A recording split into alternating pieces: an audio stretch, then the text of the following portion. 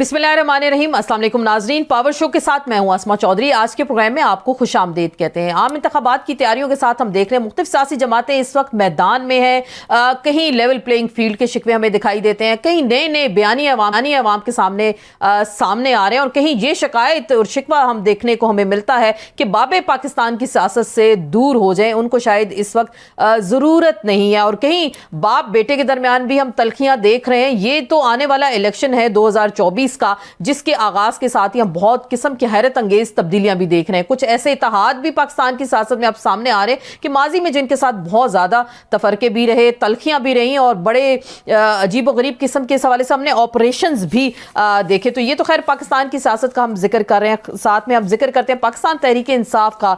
क्या वाकई ही वो इंट्रा पार्टी इलेक्शंस बरवक्त करा पाएंगे? अगर नहीं करा पाते तो फिर बैलेट के ऊपर बल्ले का निशान होगा या नहीं होगा, या फिर इलेक्शन से पहले पाकिस्तान तहरीक इंसाफ कोई बायकॉट का फैसला भी करेगी? बहुत सारे सवालात हैं जो आज के प्रोग्राम में हम अपने नाजरीन के सामने रखेंगे। और आम इंतखाबात और इलेक्शन की मुहिम जोरों पे, और बयानियाँ किसका जीतेगा? क्या पाकिस्तान के अवाम ये बयानियाँ मान लेंगे कि वाकई ही मुल्क को फेयर एंड फ्री इलेक्शंस मिलेंगे, जो कि एक बहुत बड़ा $1 मिलियन क्वेश्चन है, जो कि हमने पाकिस्तान की तारीख में कभी इस तरह नहीं देखा कि जो भी इलेक्शन होता है उस पर ज़रूर सवालात उठाए जाते हैं। आज के प्रोग्राम में इसी पर हम बात करेंगे। हमें सही सब सर ये जो अलाइंसेस बड़े बन रहे हैं, आप लोगों का बड़ा एक नेशनल अलाइंस हमने कुछ देखा MQM के साथ और PMLN के साथ। माजी में आप पीपल्स पार्टी के इत्तेहादी रहे, MQM से खासे इख्तलाफात रहे, तो ये जो अभी कोई फितरी इत्तेहाद कह लें या गैर फितरी इत्तेहाद कह लें, ये क्या वाकई तब्दीली लेकर आएगा पाकिस्तान की सियासत में?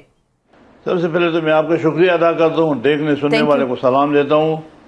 ये बात आपकी हकीकत है कि इस वक्त जो हालात है, मौजूदा हालात मुल्क की महंगाई की और जैसा सिक्योरिटी के हालात जो है मुल्क का, हर वक्त हमारे फौजी बच्चे भी शहीद हो रहे, हालात ऐसे है, माशी तौर पर खराब है। तो मेरे ख्याल में कि इस वक्त पार्टियों से बालातर, कौमियतों से बालातर होकर के मुल्क की मजबूती के लिए कोई कदम उठाना पड़ेगा। क्योंकि पिछले अदवार में कराची में और ख़ासकर पूरा सिंध या पूरा मुल्क में हालात कोई अच्छे नहीं रहे। महंगाई की वजह से तो हर जगह भी महंगाई है, बिल्कुल। तो इसी वजह से लोग नाना हो गए इस हुक्मरानों से, हर एक से जो भी है, चाहे वो निगरान सेटअप आया हुआ है, चाहे उससे पहले PDM वाला था या उससे पहले इमरान खान था। तो ये कई सालों से अगर आप देखें तो कोई भी बंदा मुतमईन नहीं है अभी। इसीलिए ज़ाहिर इत्तेहादों के बगैर कोई भी मौजूदा हालात में अकेला होली सोली एक परवाज तो एक बंदा नहीं कर सकता। कोई एक पार्टी भी अकेला अगर वो बोले कि मैं इतना सीट ले लूंगा, 2/3 लूंगा या इतना करूंगा, तो मुमकिन नहीं है। इत्तेहादों की जरूरत है। PMLN तो कह रही है 120 से 125 सीटें वो ले लेंगे। शाहिद सैयद साहब वो तो कह रहे हैं हम सिंपल ले लेंगे 120 से 125 सीटें।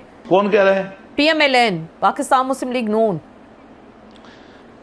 लेकिन अगर 120 लेगा तो उनको जरूरत तो 173 की होगी, 175 की होगी, तो फिर भी उसको जरूरत पड़ेगा। ठीक। हाँ तो नहीं ऐसा तो कोई भी पार्टी अकेला जो है 175 या 180 बना ले वो मुश्किल है।